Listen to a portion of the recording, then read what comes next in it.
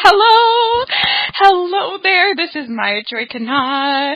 Welcome to today's video and welcome to the Maya's Dream channel.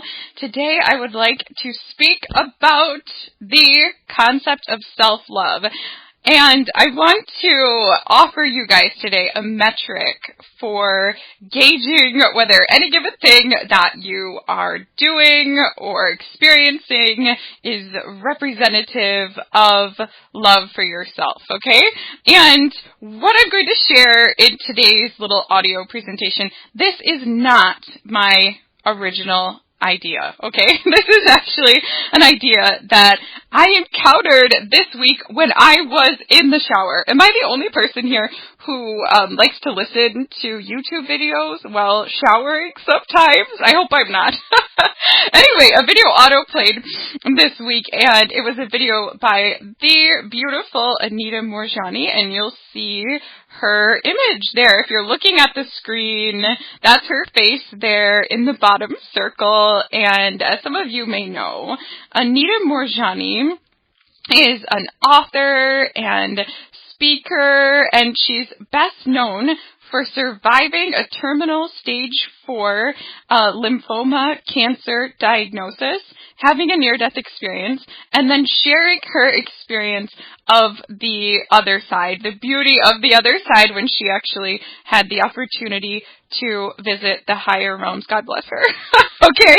And one of her most core messages is about self-love, right? And why loving ourselves is really part of the reason why we're here. So anyway, so a video of hers auto-played about self-love, and in the video, there were many wonderful things that were shared, but the thing that really stuck out to me the most is that she said, you will know that something is self-loving based on whether that particular thing generates energy for you, whether it sort of gives energy. And I thought, yes, this is a brilliant truth. It's true, it's simple, it's easy to use, and I thought it might be able to help you guys. So if you're trying to gauge like what you need, right, or how you can show love and respect and kindness to yourself at any given moment, I think you can ask, is what I am doing now or thinking about doing or what I just did it give me energy? Did it somehow uplift or give me energy? Or for some people it can be helpful to define this based on, the reverse of that. So something perhaps is not incredibly self-loving if it depletes us or it drains our energy. I think for some people, we probably hear about this concept of self-love all the time. In the spiritual community, people just throw around this idea of self-love like, oh, this is critical, this is an easy thing, but it's super not well defined, right? Like, we don't even know most of the time what people are talking about when they're talking about self-love. And so for me, when I'm thinking about the concept of self-love, I do feel that the term self-love itself may be kind of overused, but the idea of it, I think, is really critical. And when I think of self-love, I'm really thinking about the relationship that we have with ourselves, sort of the thoughts, the actions, the way we speak to ourselves, the way that we treat ourselves. Is it in the nature of love? And I believe that self-love is important for many reasons. There's 3 main reasons that I wanted to share with you guys today. The first is that how we treat ourselves very, very much informs our experience of reality. Our relationship with ourselves is the most primary relationship that we have, right? No matter where you go in the world, you're always there, right? This relationship that we have with our own humanity. And I believe that our other relationships sort of spring from the relationship that we have with ourselves. So in other words, how we treat ourselves informs how we let others treat us, and then that trickles out to our reality. So if you speak really unkindly to yourself all the time and you don't give yourself what you need, you may find that your other relationships also share those same characteristics, where other people don't speak well to you, don't treat you well, and things like that. I've always found this to be the case. So we've got to learn to show that kindness, gentleness, tenderness, love, and respect to ourselves so that we have the opportunity to experience that as well, like with other people treating us in that way. And, I also feel, and this is something that Anita shared in her video for sort of point number 2, of why this is really important, is that, I'm sure everybody listening to this video today is probably highly sensitive, and most of us are probably empaths, right? And when you are an empath, right, that you're here to be a source of compassion in this world, to be a source of love in this world, to be a good listener for others, to show kindness and to expand goodness on the planet, you will not be able to do that unless your own cup is full, so to say, or unless your own batteries are fully charged. And, I think that Anita may even have a new book coming out on this topic. Maybe it's already out. I'm not exactly sure. But I think you all can identify with what I'm saying.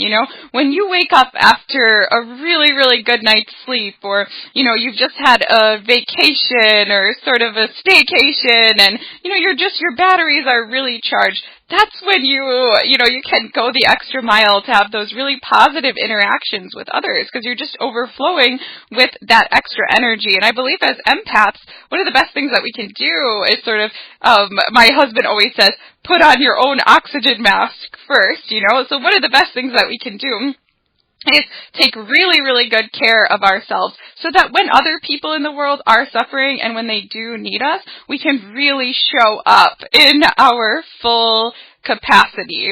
And when we are drained as empaths, I know that we still try to help others when we are drained, but we're really, the main way that we help is by being beacons of goodness ourselves. Like the main way that we actually help is by keeping our own aura really strong and filling the rooms that we walk into with this energy of, love, or an energy that says all is well, or an energy that says you matter. It's really with our energy that we most help.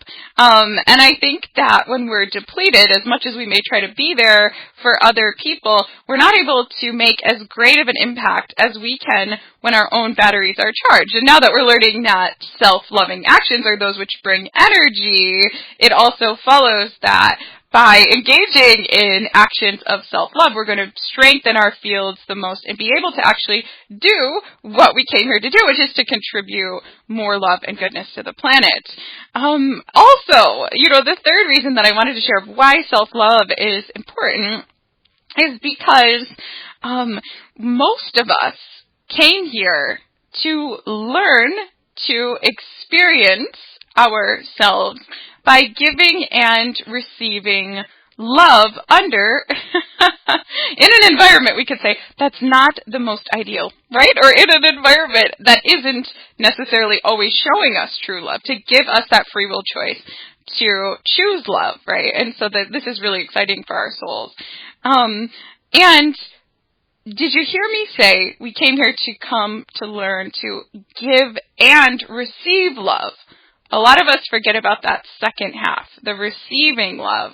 Most of you, I think, that are drawn to this channel, you are just wonderful, wonderful givers. And you're here to do what you can, and that's so wonderful.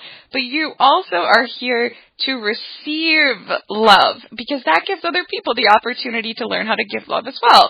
And I feel that if we're not actively loving ourselves, if we're not actively doing what gives us energy and uplifts us and things like that, then we actually haven't yet learned to receive love. I believe we first learn to receive love from ourselves, and then we're able to receive love from others, because really everyone else that appears in our reality is sort of a reflection of us, and I don't want to go too much into that, but we really are all connected in this intricate web, right? And a lot of times you'll hear people say that we are all one, and I think in energy that's really true. And so, that we engage with ourselves like 24 hours a day, even in our dreams and things like that. We're always engaging with ourselves. And once we learn to just kind of give ourselves that hug, so to say, whether figuratively or literally, or show ourselves that kindness and grace, we then open up sort of the energy channels to receiving love, and we're able to receive love from all those that are around us. And that's a critical part of why we're here. And you can even see this reflected even with animals and things like that. Like if you don't have a lot of people around you, right, you could see when your heart is just open and you're walking through the world, right, like little birds will come, jumping on the little tree branches and stuff towards you, or a dog will run up to you and want to lick your face or stuff like this. They're like, yeah, you're open to receiving love. Let me give you some. So, what I love about Anita's metric for self-love, that which generates energy for us, is that it really allows us to recognize that self-love, or what is self-love, is going to look different for each person, and it's going to vary maybe from day to day or moment to moment.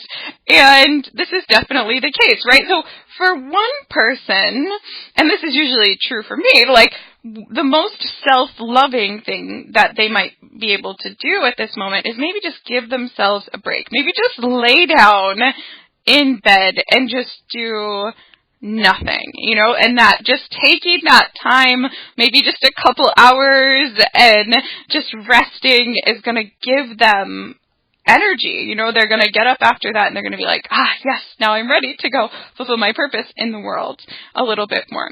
But then there are other people who maybe they've been laying in bed for a long, long time, and the more that they're in bed, like the more depleted that they feel, and maybe laying in bed is actually draining that person's batteries. And maybe for that person, the most self-loving thing they actually can do is really to strap on their tennis shoes and get out there for a jog. Sometimes I need that.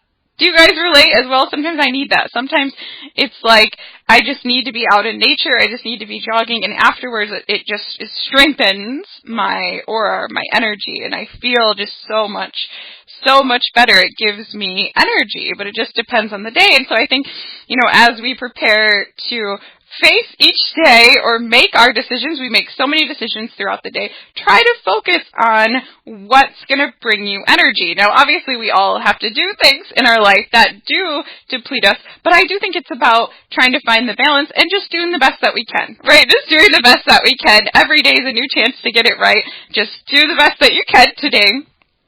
So, if you're unsure where to start, right, like you're knowing you want to be kinder, more loving to yourself, but you don't even know what that actually looks like, I wanted to offer a little hint that can be found in your astrology chart, as well as some helpful questions to ask yourself.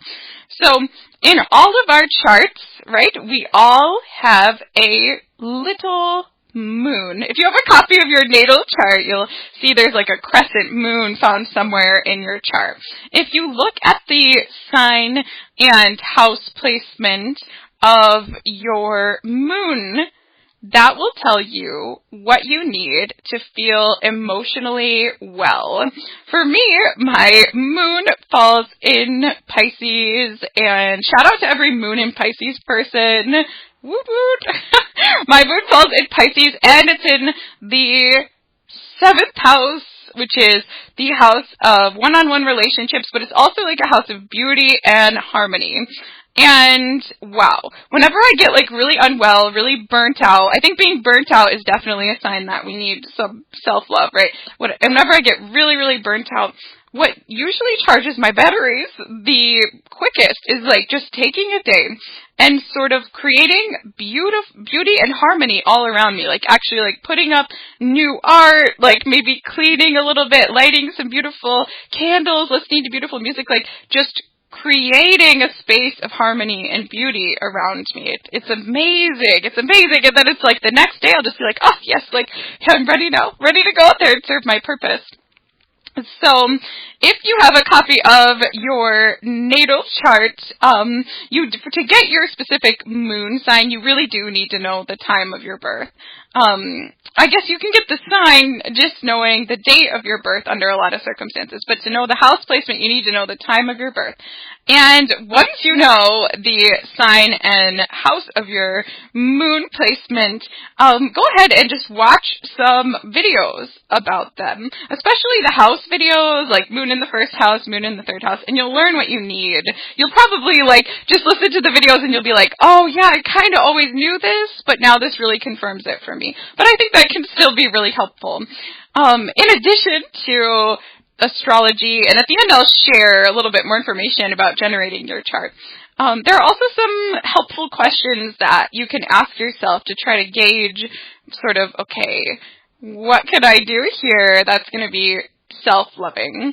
The first question you could ask yourself is sort of, what do I need to feel well today? I think many of us, especially caregivers, and right now some of you may know I'm caregiving for my elderly grandfather. I think a lot of us that are caregivers, parents, things like that, we always ask, what does this person I'm caring for, or even this animal I'm caring for, what do they need today?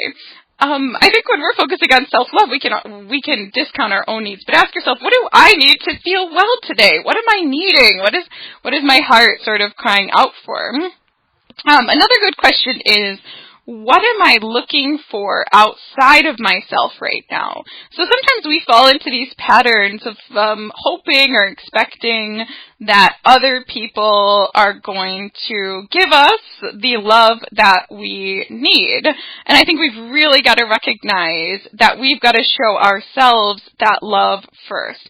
So, maybe you're really, really searching today for somebody to recognize that you have this, now sorry to choose such a superficial example, but this is just what came to mind. Maybe you're really, really hoping for somebody to tell you that they love your new haircut and recognize that you've got some new highlights and some jewelry or whatever. You're just wanting to hear that you're beautiful, and you're looking for that from someone outside of yourself. Maybe what you actually need is just to take a moment and recognize your own beauty or your inner beauty, right? And show that attention to yourself first. Another good question is, I love this question actually, this is the one I usually ask myself, is what would I allow myself to do? What would I allow myself to do in this moment if I had no fear?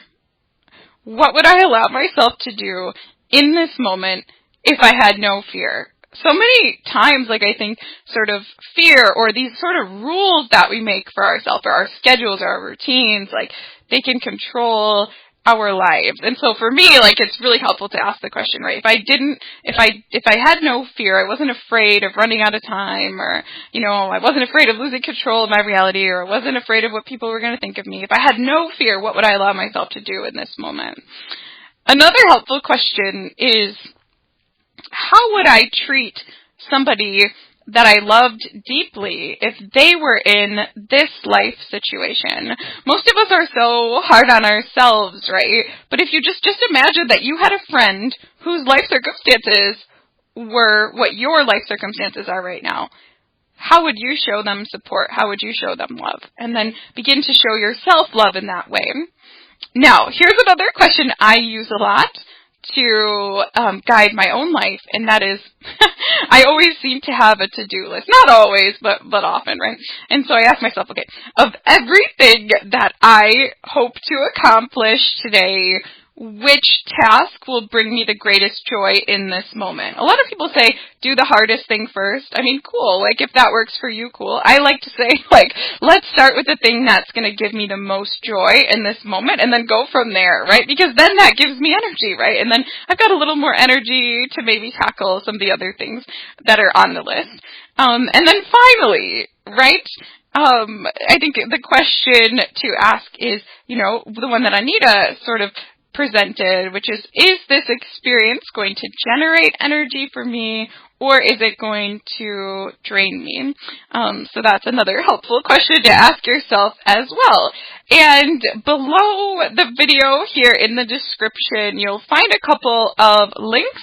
The first link that you will find is to Anita's video where I got this idea from, and you'll also find a video about how to find your North Node sign in the whole sign house system, where I go through this tutorial basically of how to generate your chart in the whole sign house system, which is the house system of astrology that I use. If you don't have a copy of your chart or your chart doesn't fully resonate, I recommend clicking that link. Just jump right to the 5-minute mark for instructions on how to generate your chart in the whole sign house system. And if you're curious about learning more about the whole sign house system as opposed to the many other house systems that are used in astrology, including the sort of default house system that's most often used, the Placidus system. If you're curious about why I choose to use the whole sign house system or why it resonates as being the most true for me in any given moment, then I recommend checking out the links that I have that under the subtitle, more about the whole sign house system. And so explore that if you are curious. And you guys, I just want to say thank you for joining me today for this little audio presentation. I hope that you have enjoyed it. And you guys just give yourselves permission to be kinder to yourself and, when possible, to show that type of love and support to yourself that you often show to others. Have a great day today. Thank you for being here, and namaste.